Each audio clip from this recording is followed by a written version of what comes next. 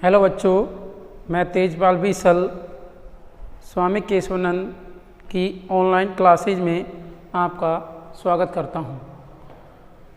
आज मैं आपको अध्याय 3 तंतु से वस्त्र तक पार्ट 1 के बारे में बता रहा हूं। तंतुओं के प्रकार। तंतु, पहले मैं आपको वस्त्रों के बारे में बता देता हूं। वस्त्रों की विविधता का मतलब है वस्त्र हमारे अनेक प्रकार के होते हैं, जैसे सूती वस्त्र, रेशमी वस्त्र, अनेक प्रकार के होते हैं। वस्त्रों में विविधता, तरह तरह के होते हैं वस्त्र। कोई वस्त्र का रंग लाल होता है, किसी का वस्त्र पीला होता है, कोई हरा होता है। तो ये हमारे वस्त्रों की विविधता होती है। वस्त्र हमें अलग अलग दिखाई देते हैं। ये सब किसके कारण होते हैं? तंतुओं के कारण होते हैं। तंतुओं के प्रकार। तंतु दो प्रकार के होते हैं, एक तो प्राकृतिक तंतु, दूसरा है संश्लिष्ट या मानव निर्मित तंतु। प्राकृतिक तंतु किन्हें कहते हैं? वे तंतु जो हमें प्रकृति से प्राप्त होते हैं। प्रकृति से प्राप्त कैसे होते हैं? जैसे पादप है, पादप को अपन ने बनाया क्या? मानव ने बनाया क्या? नहीं बनाया ना। तो पादप है, पादप प्रकृति में पाया जाता है, तो पादपों से मिलते हैं हमें तंतु। जैसे जूट है, रुई है। दूसरा है संश्लिष्ट, मानव निर्मित। ऐसे तंतु जो रसायनों के द्वारा बनाए जाते हैं, यानी रसायनों के द्वारा या मानव के द्वारा बनाए जाते हैं, उन्हें संश्लिष्ट तंतु कहते हैं। जैसे देखते हैं प्राकृतिक तंतु। सूती, जूट, रेशम तथा ऊनी वस्त्रों के तंतु पादपों तथा जंतुओं से प्राप्त होते हैं, तो उन्हें क्या कहते हैं? हम प्राकृतिक तंतु कहते हैं। प्राकृतिक तंतु हमें किससे प्राप्त होता है? सूती, जूट, रेशम तथा ऊनी वस्त्रों के तंतु पादपों तथा जंतुओं से प्राप्त होते हैं। या फिर हम बोल सकते हैं ऐसे तंतु जो हमें प्रकृति से प्राप्त होते हैं, उन्हें क्या कहते हैं? प्राकृतिक तंतु कहते हैं। प्राकृतिक तंतु हमें दो भागों से प्राप्त होते हैं, एक तो पादपों से प्राप्त होते हैं और दूसरा है जंतुओं से प्राप्त होते हैं। पादपों से प्राप्त तंतु कौन कौन से हैं? रुई, जूट, पटसन। जूट, पटसन जिसको आप क्या बोलते हो? सन भी बोलते हो आप। जंतुओं से प्राप्त तंतु। जंतुओं से प्राप्त तंतु कौन सा है? ऊन है। ऊन हमें किससे प्राप्त होती है? भेड़ के बालों से प्राप्त होती है, बकरी। रेशम, रेशम हमें किससे प्राप्त होती है? रेशम कीट, यानी सहसूत का जो पादप है उसमें क्या होती है? रेशम कीट होती है, जो क्या करती है? सहसूत की पत्तियों को खाकर क्या करती है? रेशम का उत्पादन करती है। दूसरा है हमारा संश्लिष्ट तंतु। ऐसे तंतु जो मानव निर्मित द्वारा विभिन्न रसायनों से बनाए जाते हैं, उन्हें संश्लिष्ट तंतु या मानव निर्मित तंतु कहते हैं, या कृत्रिम तंतु भी कहते हैं। ऐसे तंतु जिनका स्रोत पादप अथवा जंतु नहीं होते हैं, भाई पादप और जंतु से नहीं बनाए जाते हैं वो, बल्कि इनका निर्माण रासायनिक पदार्थों से किया जाता है, उन्हें क्या कहते हैं? संश्लिष्ट तंतु। उदाहरण हैं पॉलिएस्टर, नायलॉन, एक्रिलिक। पॉलिएस्टर जो आपके होते हैं, ये जो आती हैं आपके कपड़े सिलने वाली जो गिट्टिक आती हैं, इनमें पॉलिएस्टर होते हैं। पॉलिएस्टर के कपड़े क्या होते हैं? ये जल्दी ये सिकुड़ जाते हैं। नायलॉन, नायलॉन के क्या होते हैं? नायलॉन के चट्टानों पर चढ़ने हेतु मजबूत रस्से बनाए जाते हैं। एक्रिलिक। कुछ पादप तंतु कौन कौन से हैं? जैसे पादप तंतु के बारे में पढ़ेंगे हम। पादप तंतु, पादपों से कौन कौन से तंतु प्राप्त होते हैं, कौन कौन से रेशे प्राप्त होते हैं? रुई, रुई किससे प्राप्त होती है? कपास तंतुओं से बनती है। रुई जो कपास का जो पौधा होता है उसके तंतुओं से बनती है।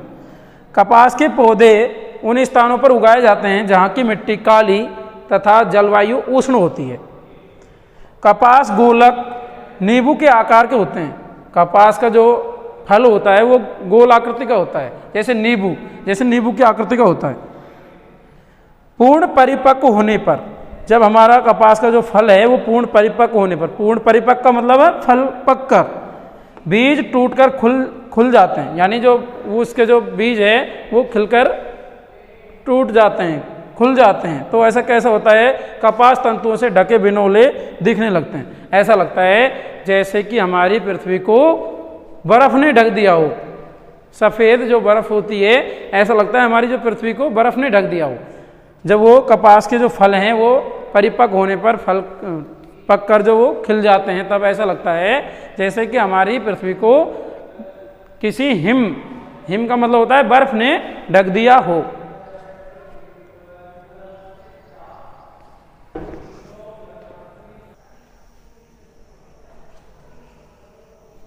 हेलो बच्चों, अगला है कपास ओटना। कपास से बीजों को हाथ से निकालने की प्रक्रिया को कपास ओटना कहते हैं।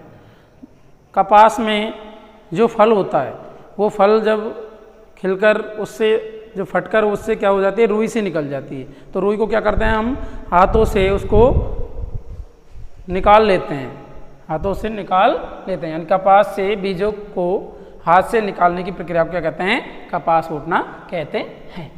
जूट पटसन, जूट पटसन जिसको आम भाषा में हमारे जो बुजुर्ग हैं वो क्या बोलते हैं, सन बोलते हैं। ऐसे में जूट को क्या करते हैं, हम जूट के पादप को पुष्पन अवस्था में काटते हैं। जब उसमें पुष्प आते हैं, पुष्पन अवस्था में उसको काटा जाता है।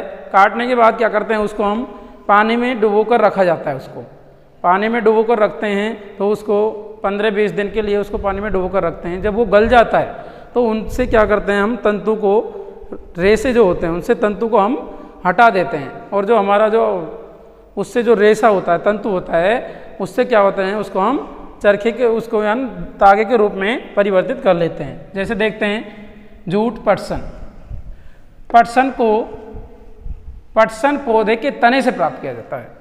यानी जो सन का जो पौधा होता है उसके पौधे के तने भाग से प्राप्त किया जाता है। जड़ से जो ऊपर का भाग होता है वो होता है तना। भारत में पटसन मुख्यतः कहाँ पाया जाता है, पश्चिम बंगाल, बिहार तथा असम में उगाया जाता है। सबसे ज़्यादा भारत में कहाँ उगाया जाता है, बिहार, पश्चिम बंगाल, असम में उगाया जाता है। पटसन की फसल को पुष्पन अवस्था में काटा जाता है। जब पटसन की फसल में पुष्प आते हैं तब उसको काट लिया जाता है, पुष्पन अवस्था में पुष्प आते हैं तब। उसके बाद पुष्पन अवस्था के बाद क्या करते हैं, पौधे के तनों को पानी में डुबोकर रखा जाता है।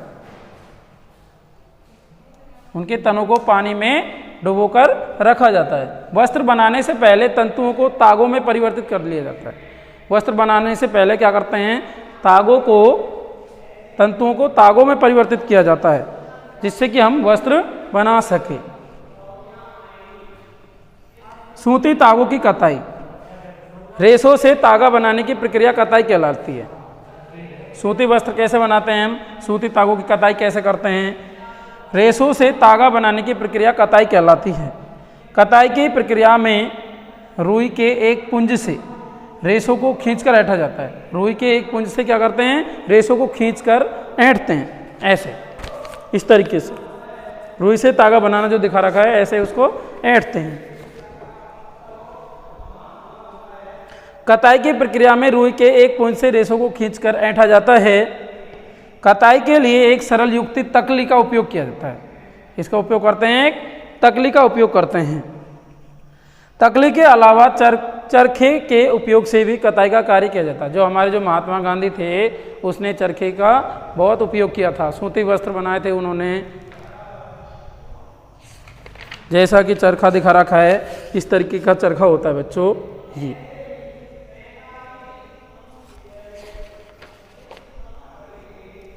चरखे, तकलीर, चरखे में क्या करते हैं, हम धागे को एक उसमें युक्ति में लगा देते हैं चकली में, तो उसको फिर एक हाथ से घुमाते हैं तो उसके जो धागा है वो टाइट होकर उसके चारों ओर लपेट जाता है जिससे कि हमारा तागा, तंतु से तागा बन जाता है। ऐसे ही हमारा चरखे में होता है।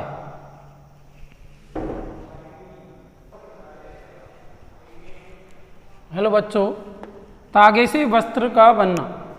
तागे से वस्त्र बनाने के लिए हम दो विधियों को उपयोग में लेते हैं। पहली विधि है बुनाई और दूसरी विधि है बंधाई।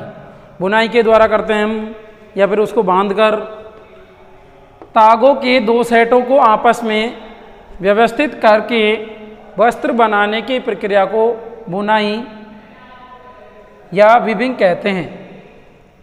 तागों के दो सेटों को आपस में तागों के दो सेटों को आपस में व्यवस्थित करके वस्त्र बनाने की प्रक्रिया को क्या कहते हैं? बुनाई या वीविंग कहते हैं। वस्त्रों की बुनाई करघों पर की जाती है। करघे या तो हस्त प्रचलित होते हैं या विद्युत प्रचलित होते हैं, या तो वो हाथों के द्वारा बनाए हुए होते हैं या विद्युत प्रचलित यानी लाइट के द्वारा लाइट के द्वारा बनाए होते हैं। वस्त्र सामग्री का इतिहास। पहले क्या होता था? वस्त्र सामग्री का इतिहास, पहले हम जो पेड़ पौधों की पत्तियां होती थी उनको हमारे शरीर से ढक लेते थे। प्रारंभ में लोग वृक्षों की छाल, वल्क का मतलब होता है छाल। प्रारंभ में लोग वृक्षों की छाल, बड़ी बड़ी पत्तियों अथवा जंतुओं की चमड़ी से अपने शरीर को ढकते थे। पहले क्या था?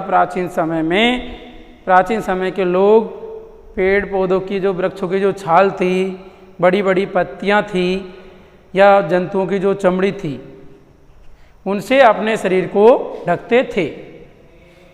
धीरे धीरे लोगों ने पतली पतली टहनियों तथा घास को बुनकर चटाइयाँ तथा डलियाँ बनाना सीखा।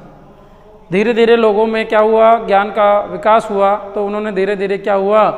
पतली पतली टहनियों, पतली पतली डंडी लेकर, टहनी लेकर और घास लेकर उनको बुनकर चटाइयाँ और डलियाँ बनाना सीख लिया। उसके बाद क्या हुआ? जंतुओं की ऊन या बालों को आपस में ऐंठन देकर लंबी लड़ियाँ बनाई और उनको बुनकर वस्त्र तैयार किए। फिर क्या किया उन्होंने? जो भेड़ों के जो बाल थी, भेड़ों के जो ऊन थी, भेड़ों से जो प्राप्त होती है ऊन, और उनके बालों को आपस में ऐंठन देकर यानी आपस में उनको बल देकर लंबी लड़ियाँ बनाई और उनको बुनकर वस्त्र तैयार किए। कपास गोलक, कपास का जो पौधा है उससे जो फल प्राप्त होता है, उसको जो गोल नींबू का जैसा आकार होता है, उसको क्या किया हमने? ओटा। उसको क्या किया हमने? उसको जैसे कपास, जब हमारा रुई के जो कपास होता है उसका जो टिंडा होता है, जब फूट कर तैयार हो जाता है तो उससे हम रुई को क्या कर लेते हैं? ओट लेते हैं। ओटने के बाद क्या करते हैं? उनसे रेशे बनाते हैं। ओटने के बाद क्या करते हैं? उसको ऐसे खींचकर रेशे प्राप्त करते हैं। रेशों को क्या करते हैं? रेशों को कताई या बुनकर तागे में परिवर्तित किया जाता है। तागे में परिवर्तित करने के बाद क्या करते हैं? तागों को बंधाई करते हैं। बंधाई से क्या होते हैं? वस्त्र बनते हैं। कपास गोलक को क्या किया हमने? ओट लिया। ओटने के बाद क्या? रेशे को कताई या बुनकर हमने तागे में परिवर्तित कर दिया। तागे में परिवर्तित करने के बाद क्या किया हमने? बंधाई के तागों को बंधाई के द्वारा वस्त्र में हमने परिवर्तित कर दिया। इस प्रकार से वस्त्र बनाए जाते हैं। तो बच्चों, मैं आशा करता हूँ आपको नेक्स्ट वीडियो में और वस्त्रों के बारे में जानकारी देंगे। थैंक यू बच्चों, गुड मॉर्निंग।